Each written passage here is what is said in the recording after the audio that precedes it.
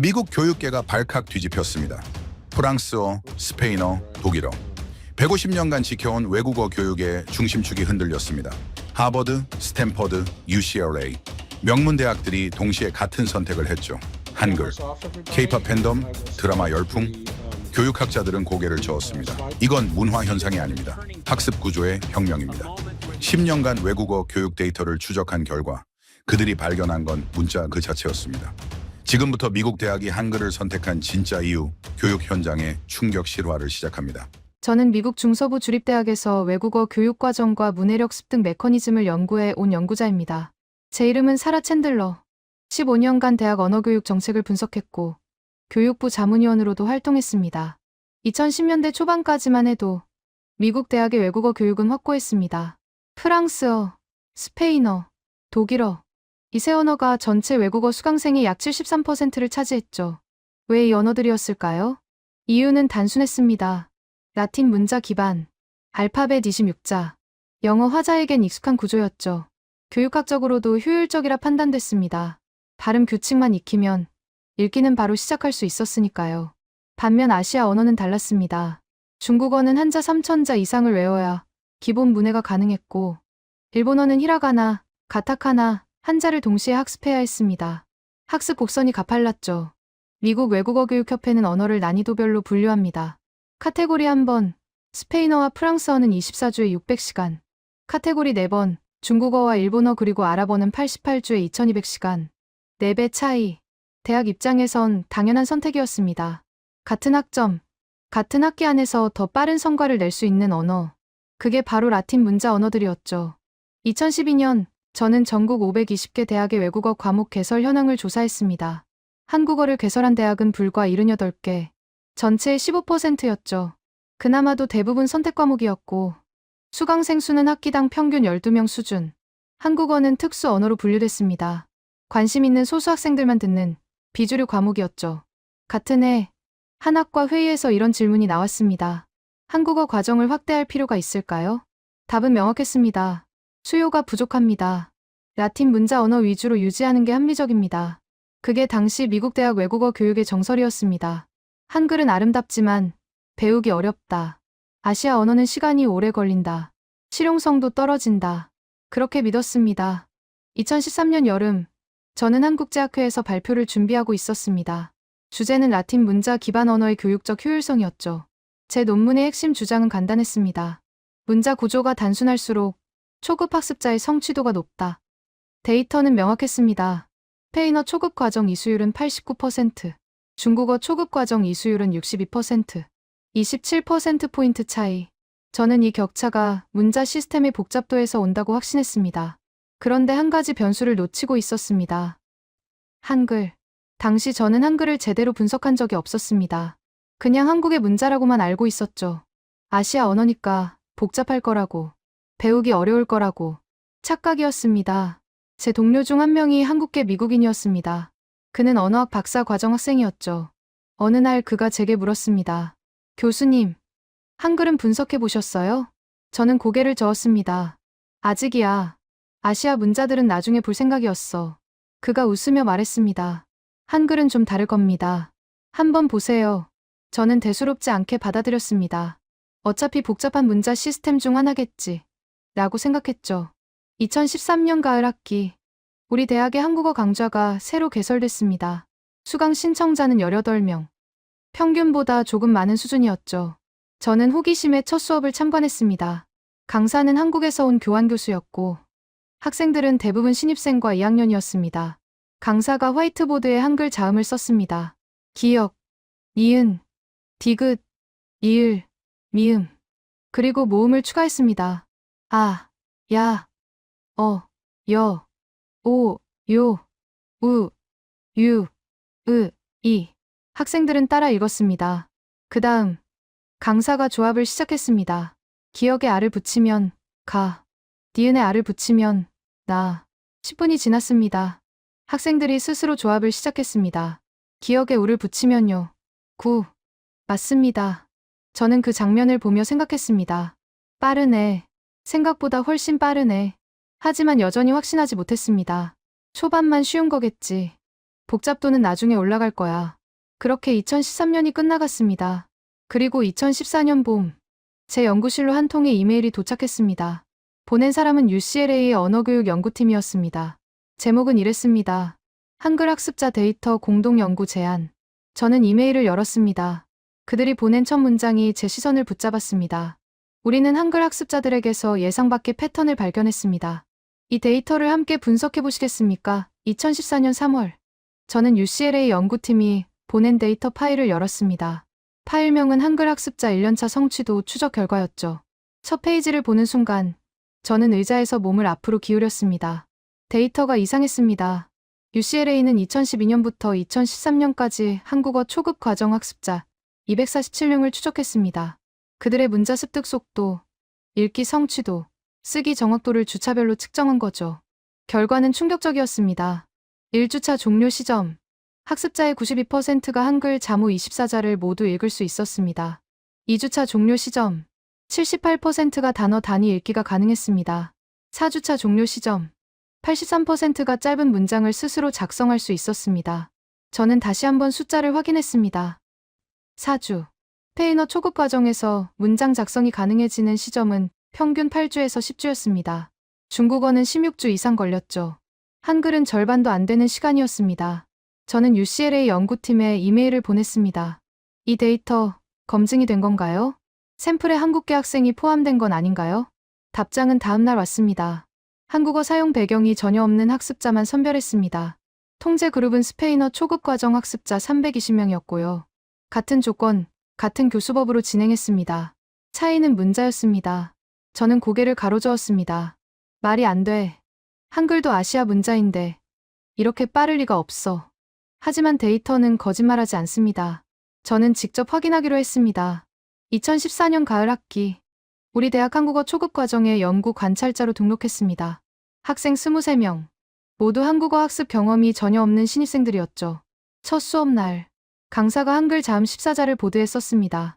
기역, 니은, 디귿, 리을, 미음, 비읍, 시옷, 이응, 지읒, 치읓, 키읔, 티읕, 피읕, 키읔. 학생들은 노트에 따라 썼습니다. 그 다음 모음 십자. 아, 야, 여, 오, 요, 우, 유, 으, 이. 총 24자. 강사가 말했습니다.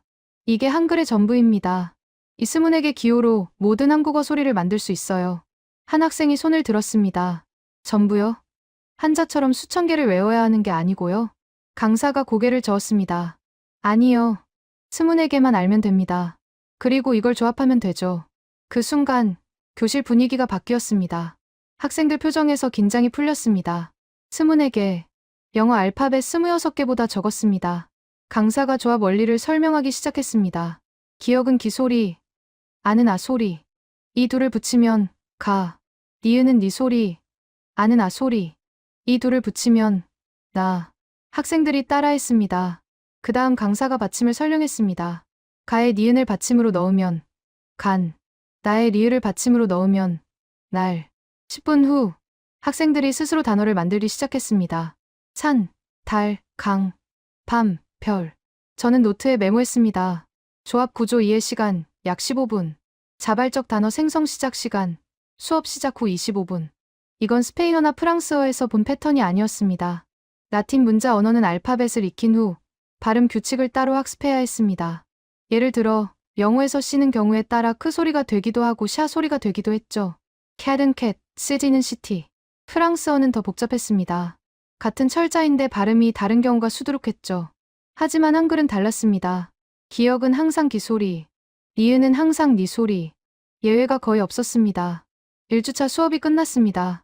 저는 학생 5명을 무작위로 선정해서 간단한 테스트를 했습니다. 화이트보드에 단어를 썼습니다. 하늘, 바다, 사람. 5명 모두 읽었습니다. 정확도 100%. 저는 다시 물었습니다. 이 단어들을 처음 보는 거죠? 네, 처음 봐요. 그럼 어떻게 읽을 수 있었어요? 한 학생이 답했습니다. 그냥요. 글자를 보면 소리가 바로 나와요. 히읗, 아. 그러니까, 하. 니은에, 으. 니까, 느. 리을에, 으. 니까르. 합치면 하늘르. 아하늘. 저는 펜을 내려놓았습니다. 이 학생은 한글을 배운 지 겨우 일주일밖에 안 됐습니다. 그런데 처음 보는 단어를 스스로 해독했습니다. 패턴 인식이 아니라 구조 이해를 통해서. 저는 그날 밤 연구실에서 UCLA 데이터를 다시 펼쳤습니다. 그리고 제 수업 관찰 기록과 비교했습니다. 결론은 동일했습니다. 한글 학습자는 초기 단계에서 폭발적인 성취를 보였습니다. 문자 해독력이 기하급수적으로 상승했죠. 왜일까? 저는 언어학 교과서를 다시 펼쳤습니다. 음소 문자와 표의 문자의 차이. 음소 문자는 소리를 기호로 표현합니다. 알파벳이 대표적이죠. 표의 문자는 의미를 기호로 표현합니다. 한자가 대표적이고요. 그럼 한글은? 저는 한글 구조를 분석하기 시작했습니다. 기역, 이은, 디귿, 리을. 이건 자음입니다.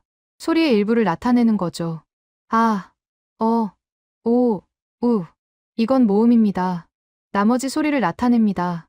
그리고 이 둘이 결합합니다. 가, 나, 다, 라. 음절 단위로 결합됩니다. 저는 손을 멈췄습니다. 이건 음소 문자도 아니고 표의 문자도 아니었습니다. 음소를 음절로 묶는 구조. 저는 이 개념을 뭐라고 불러야 할지 몰랐습니다. 다음 날 저는 언어학과 동료 교수에게 물었습니다.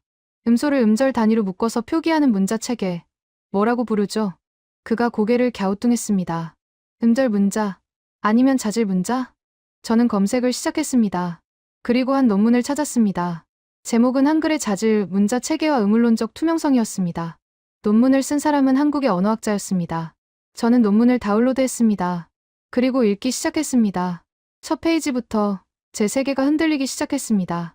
2014년 11월, 저는 서울대학교 언어학과 한 연구자의 논문을 세 번째 읽고 있었습니다.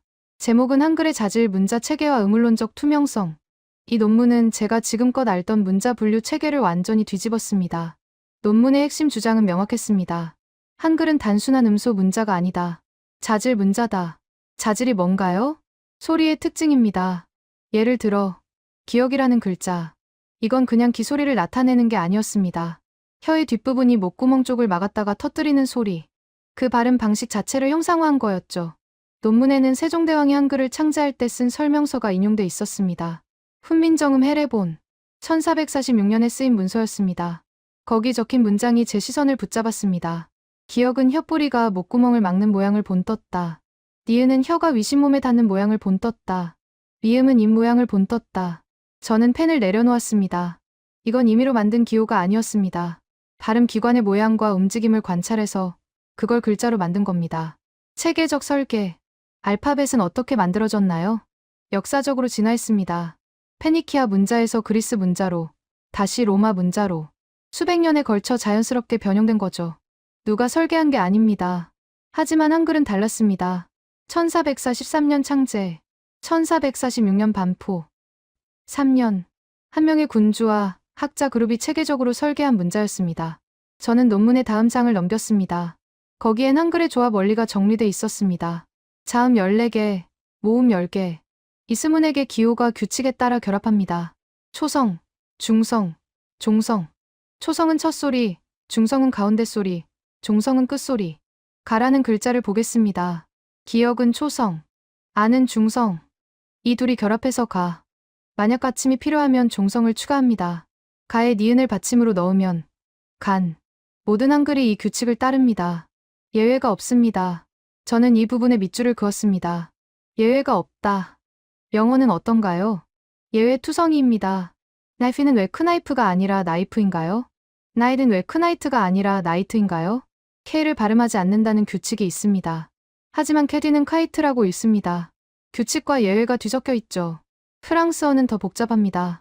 같은 철자인데 위치에 따라 발음이 바뀝니다. 학습자는 이 모든 예외를 하나하나 외워야 합니다. 하지만 한글은 그럴 필요가 없었습니다. 규칙만 알면 모든 글자를 읽을 수 있었으니까요. 저는 자리에서 일어나 화이트보드 앞에 섰습니다. 그리고 한글 조합 패턴을 직접 그려봤습니다. 기역, 아, 가, 니은, 아나, 디귿, 아다, 기역, 어거, 니은, 언어, 디귿, 어터. 14개 자음과 10개 모음. 이론상 가능한 조합은 140개. 받침까지 고려하면 수천 개의 음절을 만들 수 있습니다. 하지만 학습자가 외워야 하는 건 24개뿐. 저는 보드를 응시했습니다.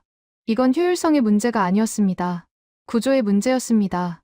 2014년 12월, 저는 우리 대학 한국어 초급 과정 기말 시험 결과를 받았습니다. 학생 23명 중 21명이 합격. 합격률 91%. 같은 학기 스페인어 초급 과정 합격률은 86%. 중국어 초급 과정 합격률은 68%. 한국어가 가장 높았습니다. 저는 탈락한 2명의 케이스를 확인했습니다.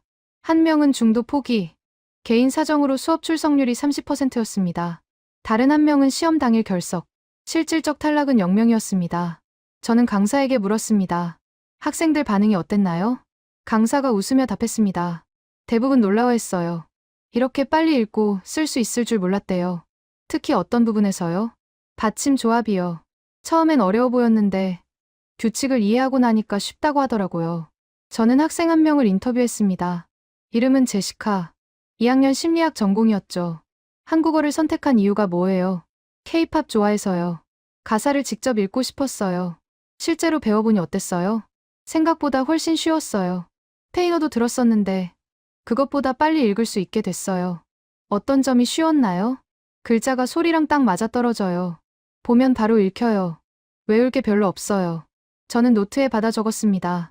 글자가 소리랑 딱 맞아떨어진다. 이게 핵심이었습니다. 의문론적 투명성. 논문에서 본 그 개념이었죠. 문자와 소리 사이의 대응 관계가 명확하다는 뜻입니다.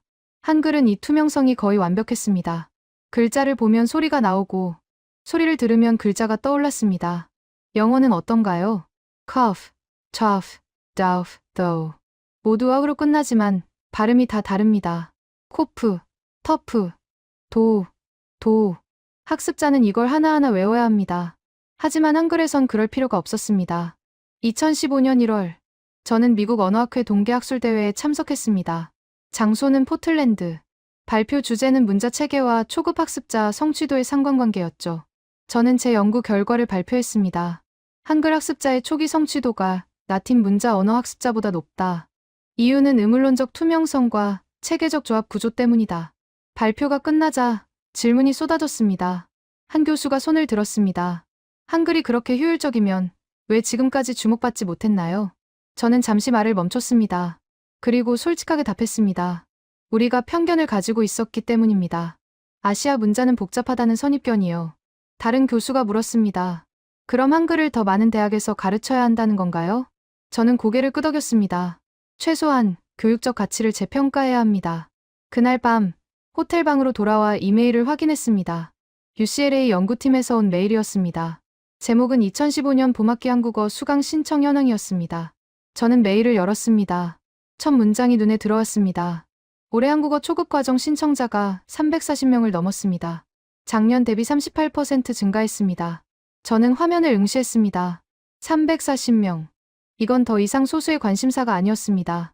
변화가 시작되고 있었습니다. 그리고 그 변화의 중심엔 한글이 있었습니다. 2015년 3월, 저는 전국대학 외국어 교육 담당자 회의에 참석했습니다. 장소는 보스턴. 참석자는 120개 대학의 학과장과 커리큘럼 디렉터들이었죠. 회의 주제는 외국어 교육 트렌드 변화와 대응 전략이었습니다. 저는 세션 새 발표자로 초청받았습니다. 발표 제목은 한글 학습자 데이터가 말하는 것이었습니다. 오전 세션이 끝나고 점심시간이었습니다. 컬럼비아 대학 언어교육과 학과장이 제게 다가왔습니다. 사라, 당신 발표 흥미롭더군요. 감사합니다. 그가 커피를 한 모금 마시고 말했습니다. 우리 학교도 한국어 수강생이 급증하고 있어요. 작년 한 학기에 80명이었는데 올해는 150명을 넘었습니다. 150명이요? 그가 고개를 끄덕였습니다. 강좌를 2개 반으로 늘렸는데도 대기자가 40명이에요. 왜 이렇게 늘어났다고 보세요? 그가 잠시 생각하더니 답했습니다. 처음엔 K-팝 때문이라고 생각했어요. 하지만 수강생들 면담해보니 이유가 달랐습니다. 어떤 이유였나요? 빨리 배울 수 있다는 입소문이었어요. 선배들이 후배들한테 추천하는 거죠. 한 학기면 읽고 쓸 수 있다고. 저는 고개를 끄덕였습니다. 우리 학교도 똑같아요. 그가 말을 이었습니다. 그런데 문제가 생겼어요. 무슨 문제요? 강사가 부족해요. 한국어 교육 전공자를 구하기가 쉽지 않거든요. 이건 비단 컬럼비아만의 문제가 아니었습니다. 오후 세션에서 여러 대학 담당자들이 같은 고민을 토로했습니다. 듀크 대학, 수강생 120명에서 210명으로 증가. 노스웨스턴 대학, 한 학기 만에 수강생 2배 증가. 미시간 대학 대기자 명단이 80명. 모두 같은 상황이었습니다. 한 담당자가 말했습니다. 이게 일시적 유행인지 구조적 변화인지 판단이 안 서요. 저는 손을 들었습니다. 제 연구 결과로 보면 구조적 변화입니다. 왜 그렇게 보시죠? 학습 성취도 데이터가 뒷받침합니다. 한글 학습자들은 초기 단계에서 명확한 성과를 경험해요. 그 경험이 입소문을 만들고 입소문이 수요를 만듭니다. 다른 담당자가 물었습니다. 그럼 앞으로도 계속 늘어날 거란 얘긴가요? 저는 잠시 망설였습니다. 그리고 답했습니다. 최소한 5년은 증가세가 유지될 겁니다. 회의장이 술렁였습니다. 5년이면 커리큘럼 전체를 재편해야 하는 시간이었습니다. 2015년 5월, 저는 하버드 대학 동아시아학과에서 온 초청을 받았습니다. 한국어 교육과정 자문 요청이었죠. 저는 캠브리지로 향했습니다. 학과장실에서 미팅이 시작됐습니다. 학과장이 자료를 펼쳤습니다. 우리 학교 한국어 수강생 추이입니다. 그래프가 보였습니다. 2010년 45명, 2012년 62명, 2014년 118명, 2015년 봄학기 187명, 4년 만에 4배 이상 증가했습니다. 학과장이 말했습니다. 중국어나 일본어는 정체 상태예요. 오히려 약간 줄었죠. 근데 한국어만 가파르게 오르고 있어요. 이유를 아세요? 학과장이 고개를 저었습니다. 정확히는 모르겠어요. 문화적 요인만으로는 설명이 안 돼요. 저는 제 연구 자료를 꺼냈습니다. 한글의 학습 구조 때문입니다. 학과장이 자료를 넘겨봤습니다. 그리고 한 페이지에서 멈췄습니다. 의문론적 투명성이 91%? 네. 한글은 문자와 소리의 대응률이 91%입니다. 영어는 63%, 프랑스어는 58%예요. 숫자가 이렇게 차이 나요? 저는 고개를 끄덕였습니다. 그래서 학습자들이 빨리 읽을 수 있는 겁니다. 외울 게 적으니까요. 학과장이 펜을 들었습니다. 그럼 우리가 해야 할 건 뭔가요? 강좌 확대보다 교육 방식 개선이 필요합니다. 한글의 구조적 특성을 활용하는 교수법이요. 예를 들면요. 조합 원리를 먼저 가르치는 겁니다. 암기가 아니라 이해 중심으로요. 학과장이 메모했습니다. 그날 오후, 저는 하버드 한국어 수업을 참관했습니다. 중급 과정이었습니다. 학생 수는 28명. 강사가 문법을 설명하고 있었습니다. 학생들은 집중했습니다. 한 학생이 손을 들었습니다. 선생님, 이 단어 처음 보는데 읽을 수 있어요. 어떤 단어요? 칠판에 써진 단어를 가리켰습니다. 풍경. 강사가 물었습니다. 배운 적 있어요? 아니요. 근데 읽혀요. 피읍의 우에 니은 받침. 그러니까 풍. 기억의 여의 이응 받침. 그러니까 경. 강사가 웃었습니다. 맞아요. 그게 한글의 장점이죠. 저는 그 장면을 보며 생각했습니다. 이 학생은 중급 과정인데도 처음 보는 단어를 스스로 해독합니다. 패턴 암기가 아니라 구조 이해를 했기 때문이죠. 수업이 끝나고 저는 몇몇 학생과 이야기를 나눴습니다. 한국어가 어때요? 한 학생이 답했습니다. 처음엔 글자가 복잡해 보였어요. 근데 막상 배우니까 되게 논리적이에요. 다른 학생이 거들었습니다. 스페인어도 배웠는데 한국어가 오히려 읽기는 더 쉬운 것 같아요. 왜 그렇게 느껴요? 규칙이 일정해서요. 예외가 거의 없잖아요. 저는 그들의 말을 받아 적었습니다. 논리적이다. 규칙이 일정하다. 예외가 없다. 이게 학습자들이 느끼는 한글의 특징이었습니다. 2015년 7월, 저는 연구실에서 새로운 데이터를 정리하고 있었습니다. 전국 85개 대학의 2015년 봄학기 한국어 수강생 통계였죠. 총 수강생 수는 12,340명. 전년 대비 34% 증가. 이건 더 이상 작은 변화가 아니었습니다. 저는 그래프를 그렸습니다.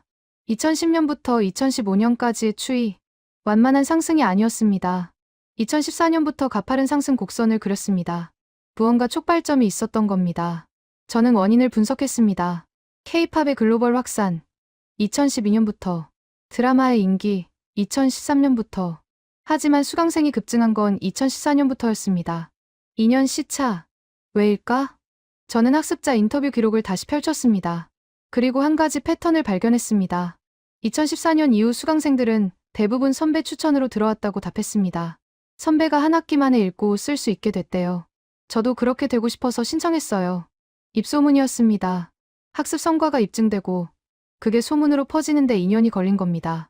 저는 펜을 내려놓았습니다. 이제 이 흐름은 막을 수 없을 겁니다. 왜냐하면 이건 유행이 아니라 효율성이었으니까요. 2015년 9월, 저는 미국 교육부 산하 외국어 교육자문위원회 회의에 참석했습니다. 장소는 워싱턴 DC. 안건은 21세기 외국어 교육 전략 재수립이었습니다. 회의실에는 15명의 위원이 앉아 있었습니다. 대부분 명문대 언어학과 교수들이었죠. 위원장이 자료를 배포했습니다. 제목은 미국 대학생 외국어 선택 트렌드 2010에서 2015였습니다. 첫 페이지에 그래프가 있었습니다.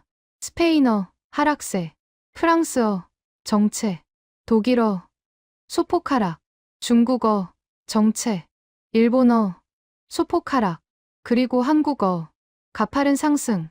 위원장이 말했습니다. 여러분도 보시다시피 한국어가 예상을 벗어나고 있습니다. 한 위원이 손을 들었습니다. 이건 일시적 현상 아닙니까? 한류 열풍이 지나가면 다시 떨어질 겁니다. 위원장이 저를 바라봤습니다. 챔들러 박사, 당신 의견은 어떻습니까? 저는 자료를 펼쳤습니다. 제 연구 결과로는 일시적 현상이 아닙니다. 왜 그렇게 판단하시죠? 학습성과 데이터 때문입니다. 한국어 학습자들의 초기 성취도가 다른 언어보다 월등히 높아요. 다른 위원이 끼어들었습니다. 그건 표본이 작아서 그런 거 아닙니까? 한국어 선택하는 학생들이 원래 동기가 높은 거고. 저는 고개를 저었습니다. 통제 실험을 했습니다. 같은 조건, 같은 동기 수준의 학습자 그룹을 비교했어요. 결과는 동일했습니다. 어떤 결과요? 한글 학습자는 4주 만에 문장 작성이 가능했습니다. 스페인어는 8주, 중국어는 16주 걸렸고요. 회의실이 조용해졌습니다. 위원 한 명이 물었습니다. 4주요? 네. 한글의 구조적 특성 때문입니다. 그가 팔짱을 끼며 말했습니다. 그럼 한글이 스페인어보다 쉽다는 얘긴가요? 쉽다는 표현보다는 효율적이라는 게 정확합니다. 무슨 차이죠? 한글은 배워야 할 기본 단위가 24개입니다. 그리고 조합 규칙의 예외가 거의 없어요. 학습자 입장에선 암기 부담이 적은 거죠. 위원장이 끼어들었습니다. 그럼 우리가 뭘 해야 합니까? 저는 잠시 생각했습니다. 그리고 답했습니다. 한국어를 카테고리사에서 재분류해야 합니다. 재분류요? 현재 한국어는 중국어, 일본어와 같은 난이도로 분류돼 있습니다. 하지만 실제 학습 데이터는 그렇지 않아요. 최소한 카테고리 2 수준입니다. 카테고리 2면 독일어급이잖아요. 네. 문자학습 측면에서는 오히려 더 쉬울 수도 있습니다. 회의실이 다시 술렁였습니다. 한 위원이 반박했습니다. 그건 너무 성급한 판단 아닙니까? 저는 데이터를 넘겼습니다. 여기 85개 대학의 통계가 있습니다. 한국어 초급 과정 이수율은 평균 89%예요. 중국어는 68%, 일본어는 72%입니다. 그게 문자 때문이라는 확신이 있습니까? 저는 고개를 끄덕였습니다. 학습자 인터뷰에서 반복적으로 나온 답변이 있습니다. 글자를 빨리 읽을 수 있어서 자신감이 생겼다. 이게 핵심입니다. 위원장이 메모하며 말했습니다. 재분류는 신중해야 합니다. 하지만 검토는 필요하겠네요. 회의가 끝나고 복도에서 한 위원이 제게 다가왔습니다. 사라, 솔직히 물어봅시다. 당신 한국어 배워본 적 있어요? 없습니다. 그럼 어떻게 그렇게 확신해요? 데이터가 말해줍니다. 그가 한숨을 쉬었습니다. 나도 데이터는 봤어요. 근데 믿기지가 않아요. 아시아 문자가 라틴 문자보다 쉬울 리 없잖아요. 저는 그를 똑바로 봤습니다. 그게 바로 편견입니다. 뭐라고요? 우리가 지금껏 아시아 문자를 복잡하다고 단정했던 게 편견이에요. 실제로 분석해보지도 않고요. 그가 말없이 저를 바라봤습니다. 저는 말을 이었습니다. 중국어와 일본어가 복잡한 건 맞아요. 하지만 한글은 다릅니다. 설계 원리 자체가 달라요. 그가 고개를 저으며 걸어갔습니다. 저는 그 뒷모습을 보며 생각했습니다. 변화는 쉽지 않을 겁니다. 하지만 시작은 됐습니다. 2015년 11월, 저는 UCLA에서 온 초청장을 받았습니다. 한국학 심포지엄 기조 연설 요청이었죠. 주제는 한글 교육의 미래였습니다. 저는 로스앤젤레스로 향했습니다. 심포지엄 당일, 강당에는 300명이 넘는 청중이 있었습니다. 대학 교수, 언어 강사, 교육 정책 담당자들이었죠. 저는 단상에 올랐습니다. 그리고 첫 슬라이드를 띄웠습니다. 제목은 우리가 놓친 것이었습니다. 저는 말을 시작했습니다. 10년 전만 해도 한글은 미국 대학에서 주변부 언어였습니다. 선택하는 학생도 적었고 관심도 낮았죠. 하지만 지금은 다릅니다. 슬라이드가 넘어갔습니다. 그래프가 나타났습니다. 2010년 4,200명, 2015년 12,340명, 5년 만에 3배 증가. 이게 우연일까요? 저는 청중을 봤습니다. 아니요. 이건 필연입니다. 왜냐하면 한글은 우리가 생각했던 것과 달랐으니까요. 슬라이드가 다시 넘어갔습니다. 한글의 구조가 나타났습니다. 스문에게 기호, 의문론적 투명성 91%, 조합 규칙 예외율 5% 미만. 저는 말했습니다. 우리는 한글을 복잡한 아시아 문자로 분류했습니다. 하지만 실제로는 가장 효율적인 음소 문자였습니다. 청중이 숙연해졌습니다. 저는 계속했습니다. 학습자들은 이걸 먼저 알았습니다. 교육자들보다 빨리요. 그들은 한 학기 만에 읽고 쓸 수 있었고, 그 경험을 친구들에게 전했습니다. 그게 입소문이 됐고, 입소문이 수요가 됐습니다. 슬라이드가 넘어갔습니다. 2020년 예측 그래프가 나타났습니다. 한국어 수강생 예상치 25,000명. 저는 말했습니다. 이건 보수적 추정입니다. 실제로는 더 늘어날 수 있어요. 왜냐하면 이건 유행이 아니라 학습 효율성의 발견이었으니까요. 발표가 끝났습니다. 박수가 쏟아졌습니다. 질의응답 시간. 한 교수가 손을 들었습니다. 그럼 한글이 미래의 표준 외국어 교육이 될 거라는 건가요? 저는 고개를 저었습니다. 표준이 되진 않을 겁니다. 하지만 선택지에서 중심으로 이동할 겁니다. 무슨 뜻이죠? 지금까지 한국어는 특수 관심사였습니다.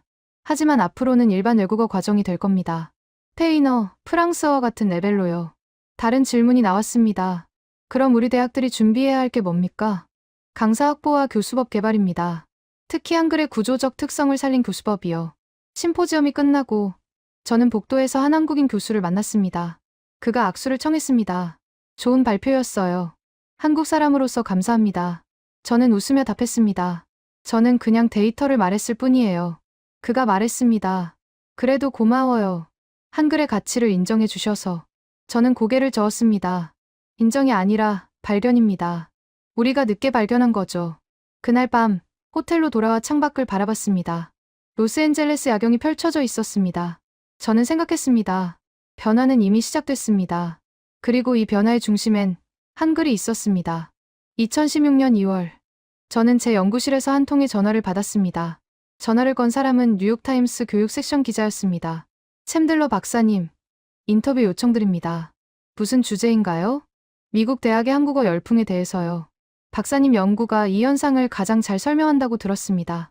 저는 일주일 후 뉴욕으로 갔습니다. 타임스 본사 회의실에서 인터뷰가 시작됐습니다. 기자가 녹음기를 켰습니다. 그리고 첫 질문을 던졌습니다. 한국어가 왜 이렇게 인기를 끌고 있다고 보십니까? 저는 잠시 생각했습니다. 그리고 답했습니다. 문화 때문이라고 생각하는 사람들이 많습니다. 하지만 실제로는 구조 때문입니다. 구조요? 한글의 학습 구조요. 이게 다른 문자 시스템과 근본적으로 다릅니다. 어떻게 다른가요? 한글은 배워야 할 기본 단위가 명확합니다. 스문에게 기호만 알면 모든 글자를 읽고 쓸 수 있어요. 기자가 메모했습니다. 그런데 알파벳도 26개 아닙니까? 맞습니다. 하지만 차이가 있어요. 무슨 차이죠? 영어는 철자와 발음이 일치하지 않는 경우가 많습니다. 예를 들어, knife의 K는 묵음이죠. 하지만 캐리의 K는 발음됩니다. 학습자는 이런 예외를 하나하나 외워야 해요. 한글은요? 예외가 거의 없습니다. 기억은 항상 기소리고, 니은은 항상 니 소리예요. 기자가 고개를 끄덕였습니다. 그럼 한글이 영어보다 쉽다는 건가요? 쉽다기보다는 예측 가능하다는 게 정확합니다. 학습자가 규칙을 이해하면 처음 보는 단어도 읽을 수 있어요. 기자가 펜을 멈췄습니다. 실례지만 박사님은 한국어 하세요? 저는 고개를 저었습니다. 아니요. 한국어는 못합니다. 그런데 어떻게 이렇게 확신하세요? 데이터가 말해줍니다. 기자가 웃었습니다. 과학자답네요. 인터뷰는 1시간 반 동안 이어졌습니다. 기자는 학습 데이터, 대학 통계, 학생 인터뷰 내용까지 꼼꼼히 물었습니다. 인터뷰가 끝나고 기자가 말했습니다. 기사는 다음 주에 나갑니다. 제목은 아직 정하는 중인데요. 어떤 제목을 생각하세요? 한글이 미국 대학을 사로잡다. 정도? 저는 웃으며 답했습니다. 좀 더 정확하게는 한글의 효율성이 학습자를 사로잡다. 아닐까요? 기자가 메모했습니다. 좋네요. 참고하겠습니다. 2016년 3월 15일 뉴욕타임스에 기사가 실렸습니다. 제목은 한글, 미국 대학가의 새로운 선택이었습니다. 기사는 일면 교육 섹션 톱기사였습니다. 제 인터뷰 내용이 크게 다뤄졌죠. 챔들러 박사는 이것이 문화 현상이 아니라 학습 구조의 발견이라고 말한다. 기사가 나간 다음 날, 제 이메일 받은 편지함이 폭발했습니다. 전국 각지의 대학에서 연락이 왔습니다. 자문 요청, 강연 초청, 공동 연구 제안. 한 주 만에 42개 대학에서 연락이 왔죠. 그중 하나가 MIT였습니다. 언어학과 학과장이 직접 전화를 걸어왔습니다. 챈들러 박사님, MIT에서 특강을 해주실 수 있을까요? 물론입니다. 주제는 한글 학습의 인지과학적 접근으로 하면 어떨까요? 좋습니다. 2016년 4월, 저는 MIT 강당에 섰습니다. 청중은 200명이 넘었습니다. 학생, 교수, 연구원들이었죠. 저는 프레젠테이션을 시작했습니다. 첫 슬라이드, 제목은 왜 한글인가였습니다. 저는 말했습니다. 오늘 여러분께 보여드릴 건 숫자입니다. 이론이 아니라 데이터예요. 슬라이드가 넘어갔습니다. 그래프가 나타났습니다. 한글 학습자 문자 해독 속도 1주차 스문에게 기호 인식률 92%, 2주차 단어 읽기 성공률 78%, 4주차 문장 작성 가능률 83%. 저는 청중을 봤습니다. 이 숫자들이 의미하는 건 뭘까요? 한 학생이 손을 들었습니다. 빠르다는 거죠? 맞습니다. 근데 왜 빠를까요? 학생이 생각하다 답했습니다. 문자가 쉬워서요? 저는 고개를 저었습니다. 쉽다는 표현은 정확하지 않아요. 효율적이라는 게 맞습니다. 무슨 차이죠? 쉬운 건 주관적입니다. 하지만 효율적인 건 측정 가능해요. 슬라이드가 넘어갔습니다. 한글의 구조 분석이 나타났습니다. 기역, 니은, 디귿, 각 자음의 발음 기관 형상어 원리가 설명돼 있었습니다. 저는 말했습니다. 한글 자음은 임의의 기호가 아닙니다. 발음할 때 혀와 입의 모양을 관찰해서 만든 거예요. 청중이 집중했습니다. 예를 들어, 기역을 보세요. 슬라이드에 기역이 크게 나타났습니다. 이건 혓뿌리가 목구멍을 막는 모양입니다. 실제로 기소리를 낼 때 혓뿌리가 그렇게 움직여요. 한 교수가 손을 들었습니다. 그럼 한글은 표현 문자이면서 동시에 시각적 문자란 건가요? 정확합니다. 소리를 기호로 만들 때 그 기호가 발음 방식을 시각화한 거죠. 교수가 메모했습니다. 저는 계속했습니다. 이게 학습자에게 어떤 의미일까요? 슬라이드가 넘어갔습니다. 인지 부하 비교 그래프가 나타났습니다. 영어 학습자, 철자 암기 부담 높음. 중국어 학습자, 한자 암기 부담 매우 높음. 한글 학습자, 규칙 이해 후 암기 부담 낮음. 저는 말했습니다. 학습자는 암기보다 이해를 선호합니다. 왜냐하면 이해는 확장 가능하니까요. 무슨 뜻이죠? 한글을 배우면 스문에게 기호만 익히면 됩니다. 그 다음엔 조합 규칙을 이해하면 돼요. 그럼 수천 개의 음절을 만들 수 있죠. 하지만 중국어는 한자 하나하나를 외워야 합니다. 3,000개를 외워야 신문을 읽을 수 있어요. 청중이 숙연해졌습니다. 저는 다음 슬라이드로 넘어갔습니다. 학습자 만족도 조사 결과였습니다. 한국어 초급 과정 만족도 4.3점 5점 만점. 스페인어 초급 과정 만족도 3.8점. 중국어 초급 과정 만족도 3.2점. 저는 말했습니다. 만족도가 높은 이유는 뭘까요? 성취감입니다. 학습자들은 빠른 시간 안에 읽고 쓸 수 있게 됩니다. 그 경험이 동기를 강화하죠.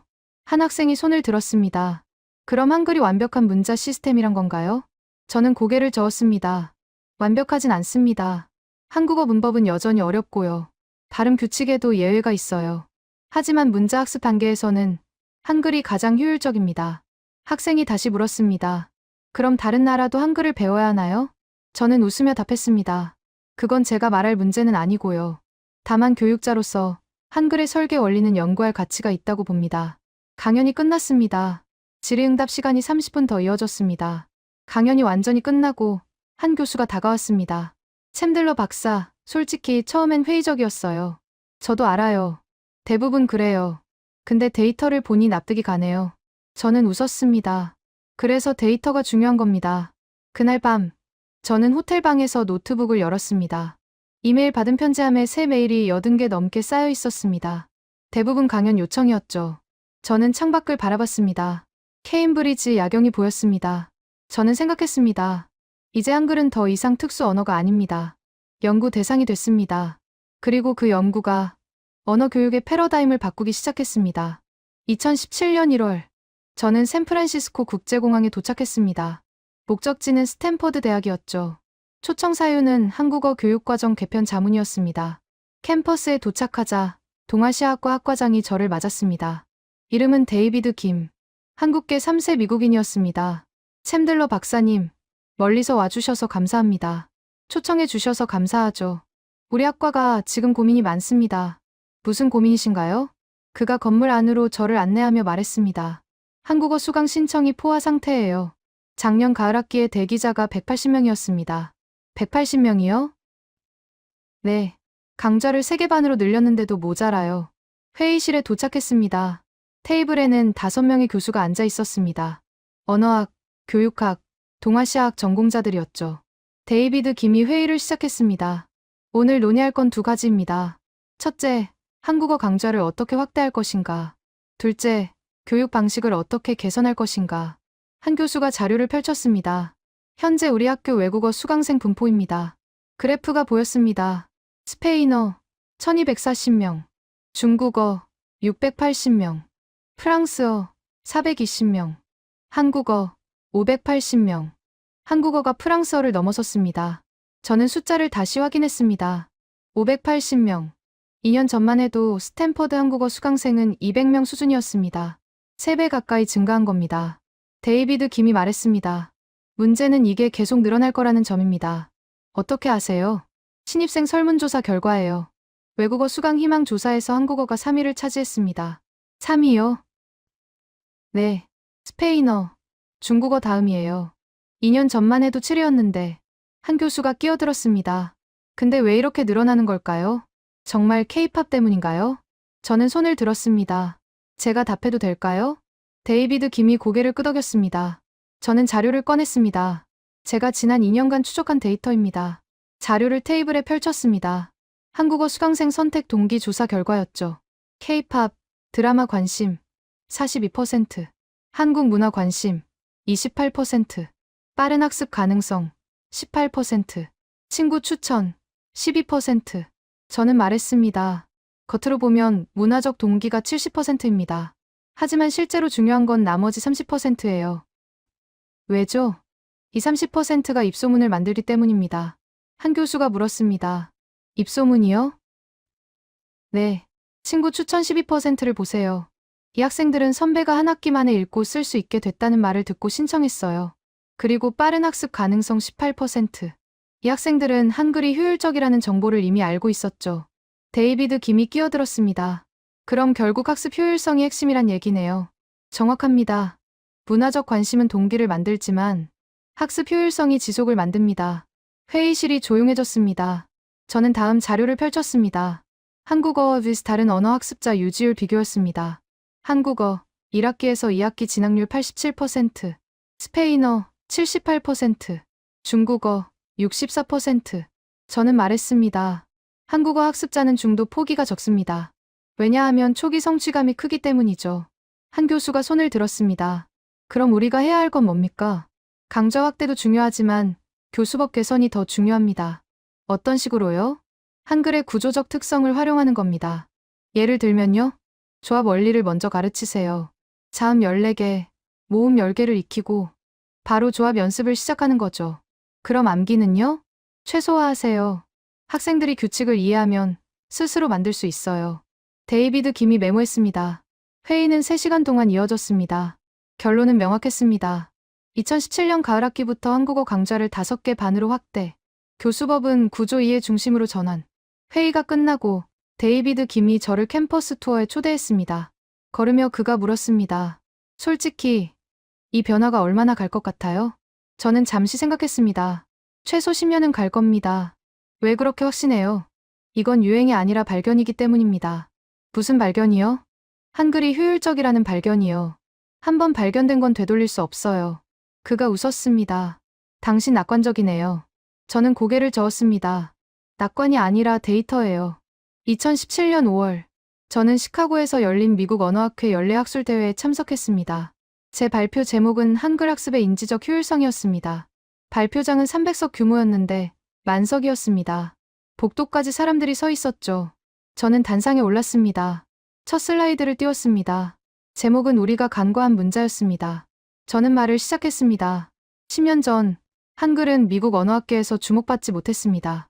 연구 논문도 적었고 관심도 낮았죠. 하지만 지금은 다릅니다. 슬라이드가 넘어갔습니다. 2010년부터 2017년까지 한글 관련 논문 발표 건수 그래프가 나타났습니다. 2010년 8건, 2017년 74건, 9배 증가. 저는 말했습니다. 왜 이렇게 늘어났을까요? 청중 한 명이 손을 들었습니다. 한국어 학습자가 늘어서요? 맞습니다. 근데 왜 학습자가 늘었을까요? 문화 때문 아닙니까? 저는 고개를 저었습니다. 문화는 동기입니다. 하지만 지속은 다른 이유 때문이에요. 슬라이드가 넘어갔습니다. 한글 학습자 성취도 데이터가 나타났습니다. 4주차 문장 작성 가능률 83%, 8주차 단문 독해 가능률 76%, 12주차 간단한 대화 가능률 68%. 저는 말했습니다.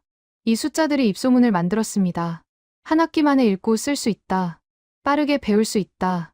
그 입소문이 수요를 만들었고, 수요가 연구를 촉발했습니다. 슬라이드가 다시 넘어갔습니다. 한글의 구조 분석이 나타났습니다. 자음 14개, 각각의 발음 비관 형상화 원리, 모음 10개, 천지인 3제 사상 기반 설계. 저는 말했습니다. 한글은 15세기에 만들어진 문자입니다. 하지만 그 설계 원리는 21세기 언어학 기준으로도 놀랍습니다. 한 교수가 손을 들었습니다. 구체적으로 어떤 점이 놀랍습니까?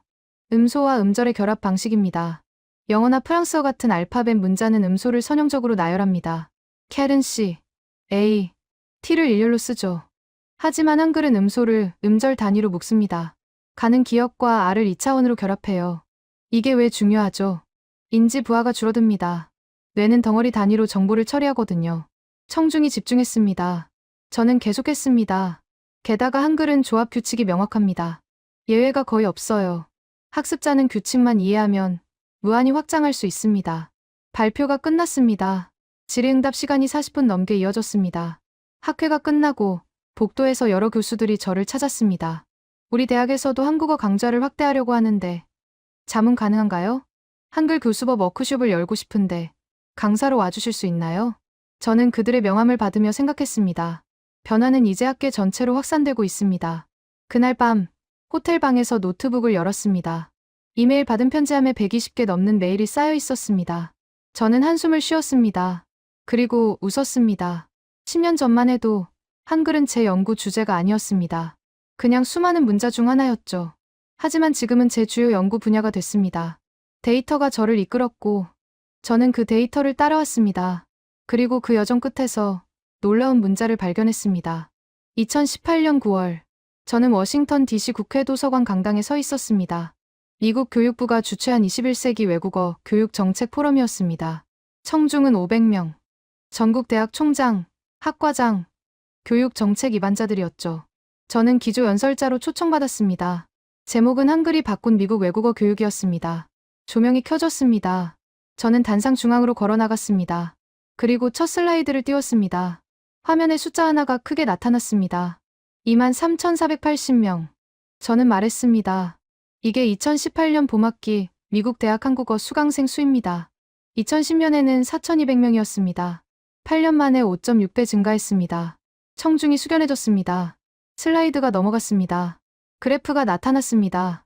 외국어별 수강생 증감률 2010년 대비 2018년 스페인어 마이너스 8%, 프랑스어 마이너스 15%, 독일어 마이너스 12%, 중국어 플러스 2%, 일본어 마이너스 5%, 한국어 플러스 459%.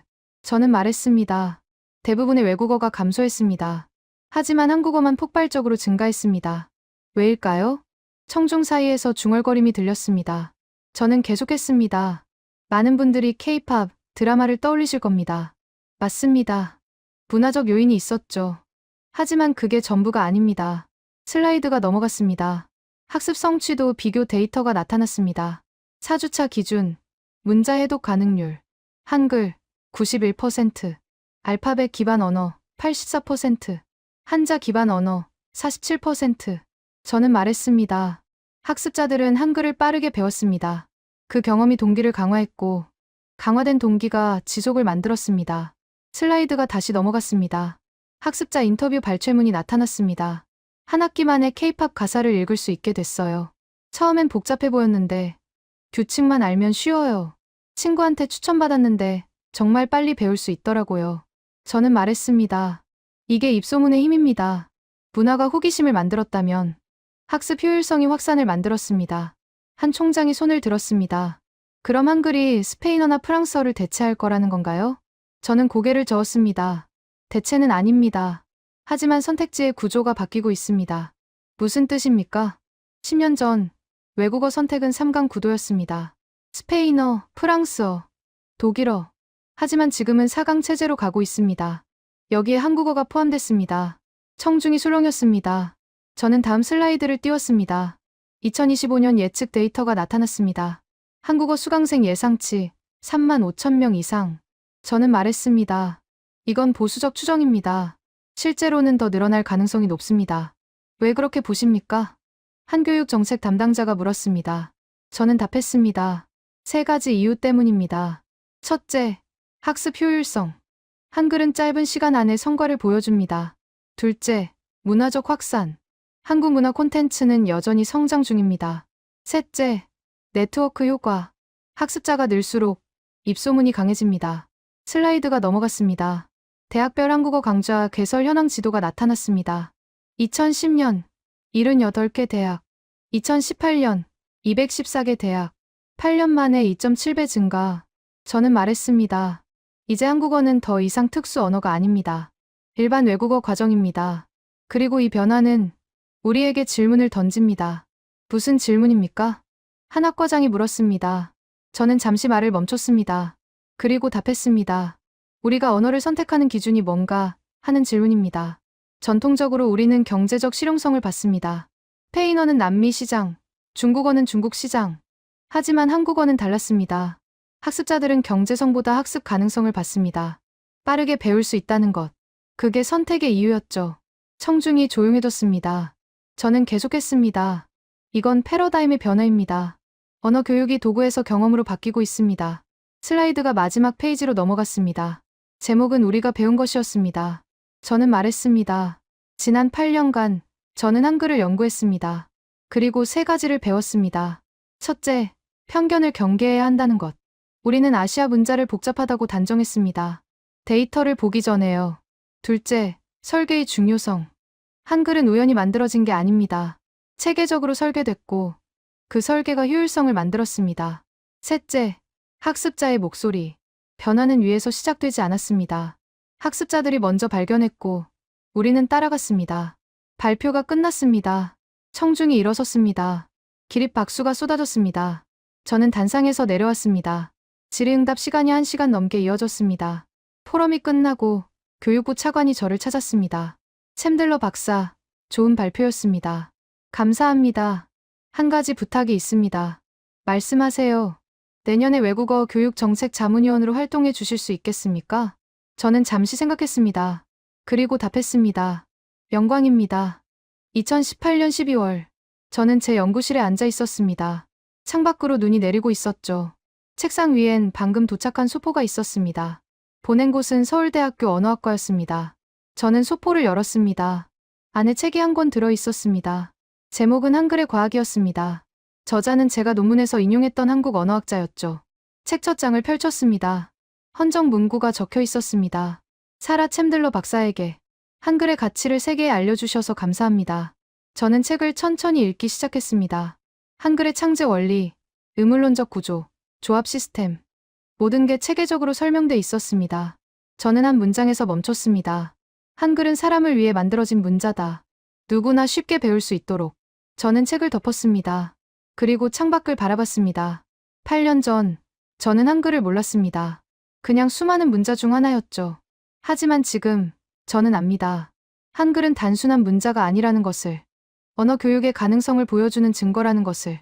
그리고 그 증거가 미국 대학 교육을 바꾸고 있다는 것을. 저는 노트북을 열었습니다. 새 논문 제목을 입력했습니다. 한글과 언어 교육의 미래. 그리고 타이핑을 시작했습니다. 2010년, 미국 대학에서 한국어는 주변부 언어였다. 하지만 2018년, 상황은 완전히 바뀌었다. 이 변화는 문화 현상이 아니었다. 학습 구조의 발견이었다. 한글은 우리에게 증명했다. 효율적인 설계가 학습을 바꿀 수 있다는 것을. 그리고 학습자들이 그 효율성을 발견했을 때 변화는 막을 수 없다는 것을. 이것이 한글이 미국 대학에 남긴 교훈이다. 저는 타이핑을 멈추고 창밖을 다시 바라봤습니다. 눈은 여전히 내리고 있었습니다. 하지만 제 마음속엔 확신이 있었습니다. 이 변화는 계속될 것이라는 확신. 한글이 보여준 가능성은 이제 시작일 뿐이라는 확신. 그리고 그 여정에 저도 함께할 것이라는 확신.